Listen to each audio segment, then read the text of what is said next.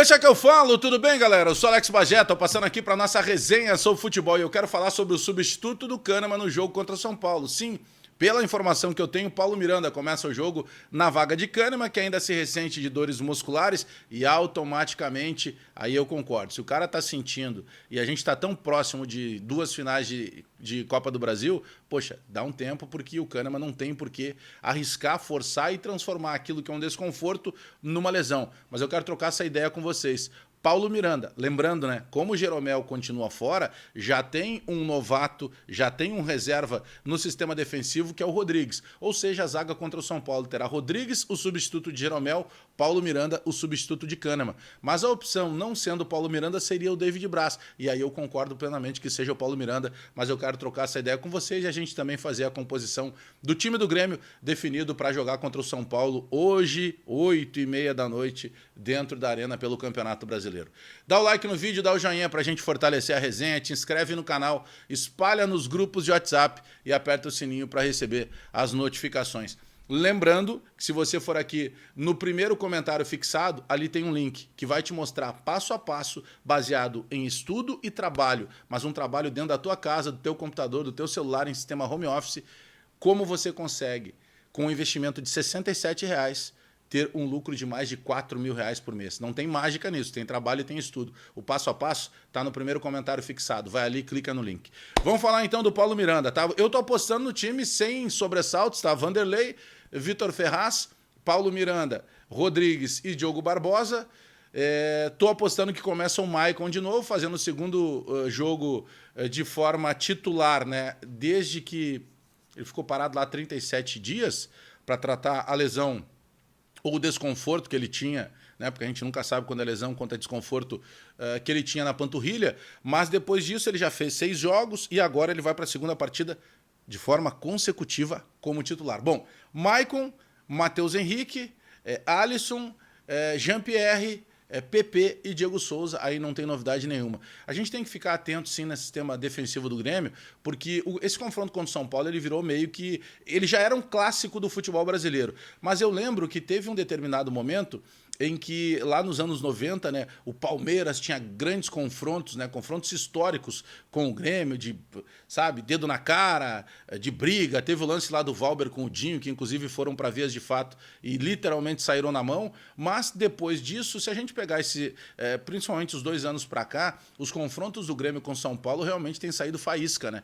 E a gente pega aquele jogo do dia 23 de outubro, ainda de 2020, que foi lamentável, que teve aquela atitude no mínimo equivocada por parte do Leonardo Gaciba na comissão de arbitragem, que 2 dias antes do jogo mexeu na escala do VAR, aí chega no dia do jogo e mexeu por pressão de 2 dirigentes do São Paulo. Quando chega no dia do jogo, acontece tudo aquilo que a gente viu, lance que pelo menos não é nem que merecia, exigia uma revisão no VAR, não foi revisto, criou todo um clima. Aí teve lesão grave em cima do Alisson, ficou afastado várias semanas.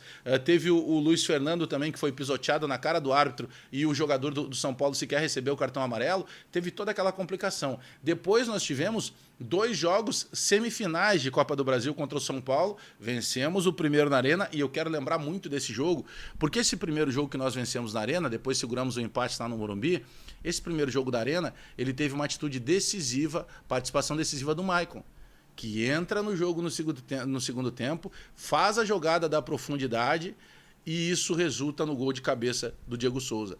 Por isso que a gente tem que apostar muito no Maicon dentro de campo e, se possível, sempre começando os jogos. Mas vamos lá.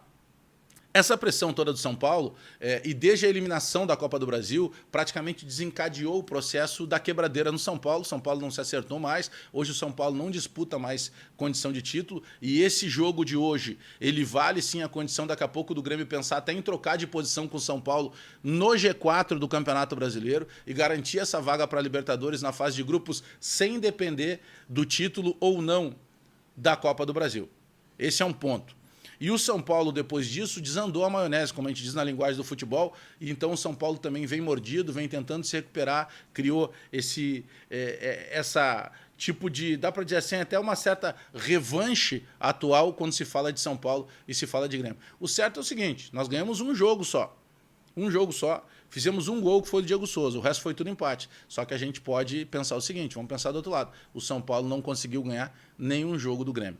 Então o jogo de hoje é importante para isso. A pressão que vai ser exercida em cima de Paulo Miranda e Rodrigues é uma pressão natural de qualquer dupla de zagueiros. Eles não podem entrar em campo hoje pensando que eles estão substituindo Jeromel e Kahneman, que é uma das maiores duplas da história de 117 anos do Grêmio. Não, o pensamento vai ter que ser natural, de encarar um jogo, de aproveitar a oportunidade para não criar um novo problema para os dois.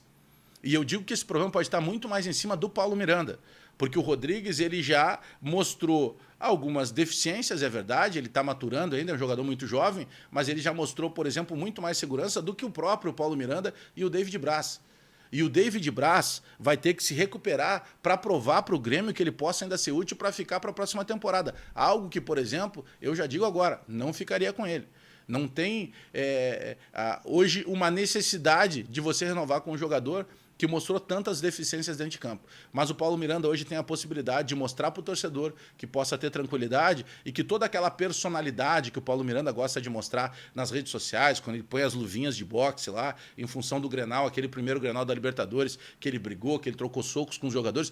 Paulo Miranda, isso não interessa. Talvez para o futuro da tua carreira, se tu quer parar de jogar e vai virar um lutador, tudo bem. Mas aqui no Grêmio não vale de nada. O que vale no Grêmio é que você coloque 2 chuteiras lá e que valorize a camisa do Grêmio. Por isso tem uma pressão muito grande hoje, mas, pela informação que eu tenho, o substituto do Kahneman para o jogo contra o São Paulo já foi escolhido pelo Renato e será o Paulo Miranda.